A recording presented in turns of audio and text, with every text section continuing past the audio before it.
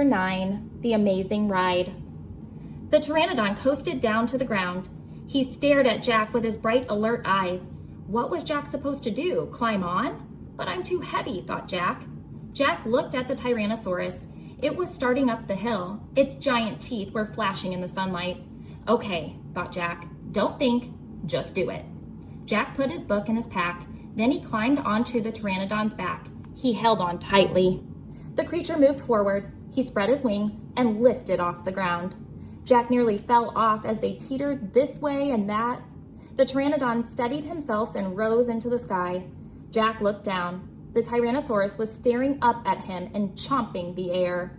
The pteranodon glided away. He sailed over the hilltop and over the valley. He circled above all the duck-billed dinosaurs and all the nests filled with babies.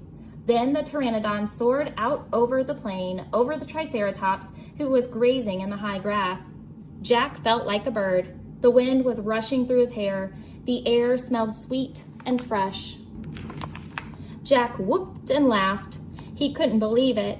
He was riding on the back of an ancient flying reptile. The pteranodon sailed over the stream and over the ferns and bushes. Then he carried Jack down to the base of the oak tree. When they came to a stop, Jack slid off the creature's back and landed on the ground. The pteranodon took off again and glided into the sky. "Bye, Henry," called Jack. "Jack, are you okay?" Annie shouted from the treehouse. Jack pushed his glasses into place. He kept staring at the pteranodon. "Jack," Annie called. Jack looked up at Annie. He smiled. "Thanks for saving my life," he said. "That was really fun." "Thank Henry, not me," said Annie. "Come on, climb up." Jack tried to stand. His legs were wobbly. He felt a bit dizzy. "Hurry," shouted Annie. "It's coming." Jack looked around. The Tyrannosaurus was heading straight toward him. Jack bolted to the ladder. He started climbing. "Hurry, hurry," screamed Annie. Jack reached the top and scrambled into the treehouse. "It's coming toward the tree," Annie cried. The dinosaur slammed against the oak tree. The treehouse shook like a leaf in the wind. Jack and Annie tumbled into the books. "Make a wish to go home," cried Annie. "We need the book, the Pennsylvania book," said Jack. "Where is it?" They both searched madly around the treehouse. "Found it," said Jack. He grabbed the book and flipped through the pages. He found the photograph of the Frog Creek woods. Jack pointed to the picture in the book.